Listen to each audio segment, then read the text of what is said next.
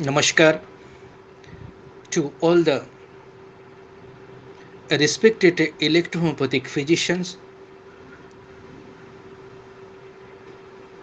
Dr.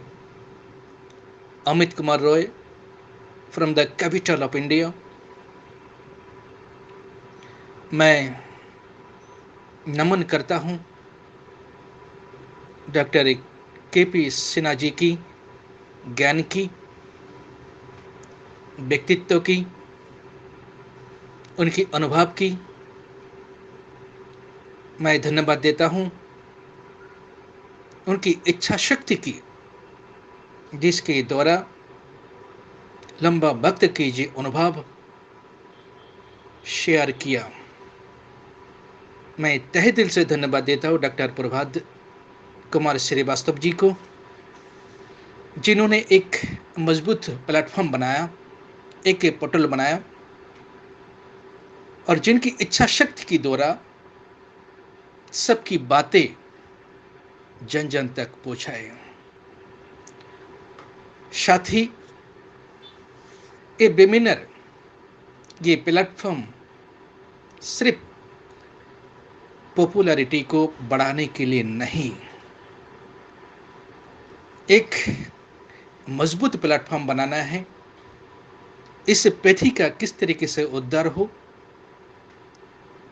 इस pathy किसी तरह से जन जन तक पहुंचे, इस प्लेटफॉर्म के द्वारा किस तरह से गवर्नमेंट द्वारा अनुमोदित किया जाए, उसके ऊपर बल देना, बहुत सारे काम करना है इस प्लेटफॉर्म के द्वारा। उसके लिए सबकी सहयोगिता की आवश्यकता है, जो सब सामने आ रहे हैं। सारे एक्सपर्ट अपना अपना अनुभव, मन की बातें शेयर कर रहे हैं इलेक्ट्रोपैथी के ऊपर, वर्तमान दशा और दिशा के बारे में चर्चा हो रहे हैं। मैं एक बात मैं जोड़ना चाहूंगा जरूर, 80 से 85% डॉक्टर्स, इलेक्ट्रोपैथी डॉक्टर्स वो सक्सेस नहीं है। वजह, जैसा मैंने पिछले वीडियो में मैंने उल्लेख किया था, क्योंकि इसके पीछे सिर्फ ज्ञान की कमी है। सिर्फ 15% मैं बोल रहा हूं, ये तो बहुत ही है, जिनके पास सटीक ज्ञान है, अनुभव है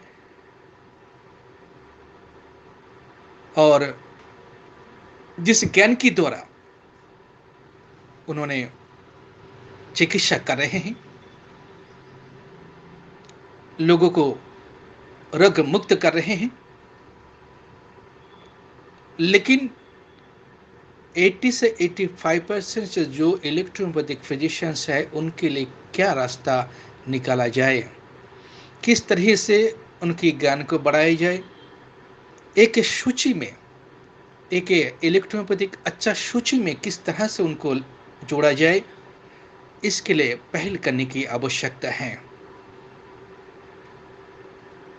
क्योंकि चाहे सेमिनार हो, चाहे वेबिनार हो, फंक्शन हो, लेकिन हमेशा देखा गया वहाँ पे बातें तो बहुत होता है, लेकिन काम का बातें नहीं होता।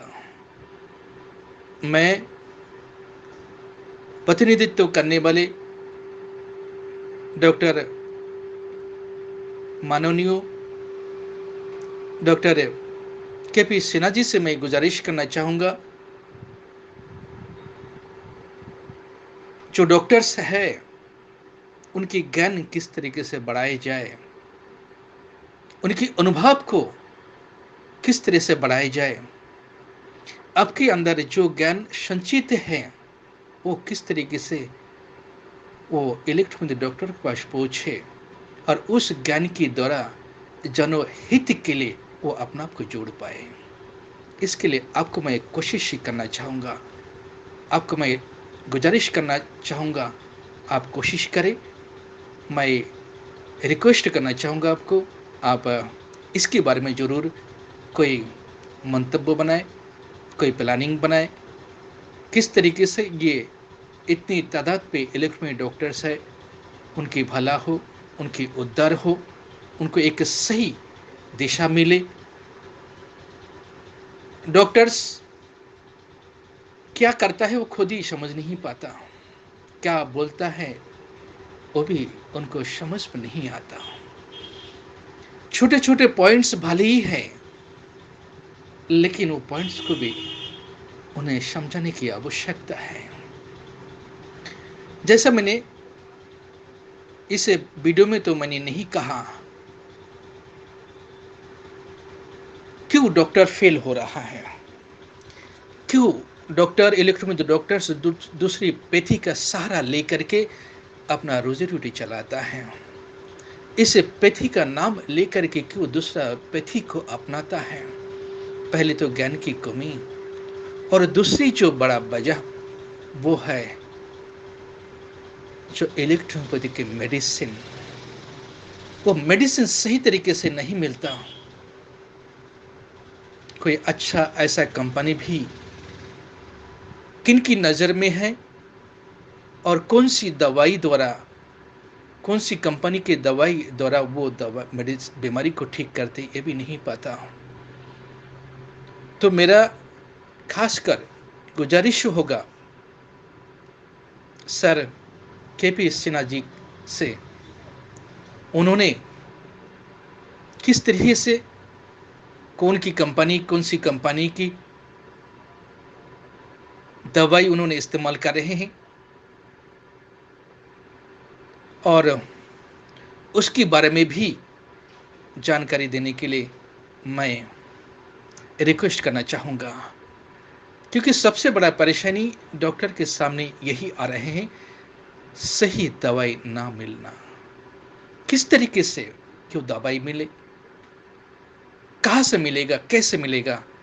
बाकी मुझे लगता है थोड़ा बहुत ज्ञान, दवाई देने का तरीका, उसका अनुपान, उसे किस तरीके से बनाए जाते हैं खुराक, मेरे ख्याल से थोड़ा थोड़ा ज्ञान तो डॉक्टर को होंगे। क्योंकि लंबा वक्त से बहुत सारे डॉक्टर जुड़े हुए हैं, चाहे वो डायग्नोस करने का बात हो, चाहे वो दवाई को चुनने का बात हो, तो थोड़ा बहुत ज्ञान मुझे लगता है सबके पास थोड़ा थोड़ा ज्ञान है। परेशानी आ रहे हैं सबसे ज़्यादा सही दवाई, मेडिसिन, इलेक्ट्रॉनिक मेडिसिन ना मिलना। किस तरीके से कि इससे समाधान किया जाए, इसके बारे में ज़रूर अपना मूल्यवान वक्तव्यों को रखें। धन्यवाद, नमस्कार।